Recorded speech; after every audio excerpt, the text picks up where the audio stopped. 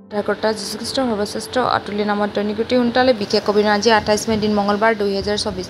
আজি যি বিষয় পাঠ কৰিম, যি বিষয় শিকিম, এয়া পৃথিৱীৰ পৰিয়াল। আহক আমি চাওঁ পবিত্ৰ শাস্ত্ৰৰ বিষয়ে কি কয়। আমি পাঠ কৰিম আদি পুস্তক 12 অধ্যায় 3 পদ। আহক আমি পাঠ কৰোঁ। যিসকল তোমাক আশীৰ্বাদ কৰে মই তেওঁলোকক আশীৰ্বাদ কৰিম, আৰু যিসকল তোমাক সাও দিয়ে মই তেওঁলোকক সাও দিম।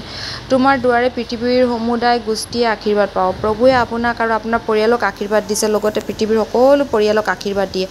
তেওঁ বহুতৰ বাবে আশীৰ্বাদ হ'বলৈ আব্ৰাহামৰ নাম সলনি কৰি আব্ৰাহাম কৰিলে আৰু ক'লে আদি পুস্তক 17 অধ্যায় 5 পদত, তেওঁ আব্ৰাহাম বুলি পুনৰ কোৱা নহ'ব, কিন্তু এতিয়াৰ পৰা তোমাৰ নাম আব্ৰাহাম নহ'ব, কিয়নো মই তোমাক আদি পিতৃ হ'বলৈ নিৰূপণ কৰিলোঁ। যদি কোনো মানুহ ধাৰ্মিক হয়, যদি তেওঁ ঈশ্বৰক প্ৰেম কৰে আৰু আনৰ মংগল কৰে, তেন্তে তেওঁৰ কাৰণে প্ৰভুৱে হাজাৰ প্ৰজন্মলৈ আশীৰ্বাদ কৰিব।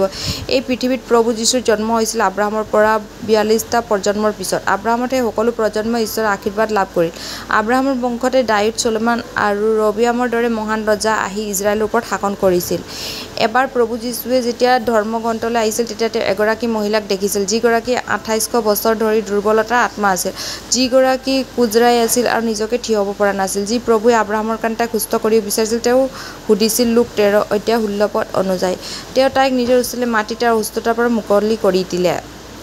প্ৰভু জখৰিয়াক লগ পোৱাৰ সময়ত আব্ৰাহামে জীৱন কৰিছিল, আৰু যীশুৱে তেওঁক ক'লে, আজি এই ঘৰলৈ পৰিত্ৰাণি, কাৰণ তেওঁ আব্ৰাহামৰ পুত্ৰ। লুক 19 অধ্যায় 9 পদ। যি প্ৰভুৱে কৈছিল যে আব্ৰাহাম পৃথিৱীৰ সকলো বংশই আশীৰ্বাদ পাব, তেওঁ আব্ৰাহামক স্মৰণ কৰিলে আৰু জখৰিয়াক পৰিত্ৰাণে আনন্দ দিলে।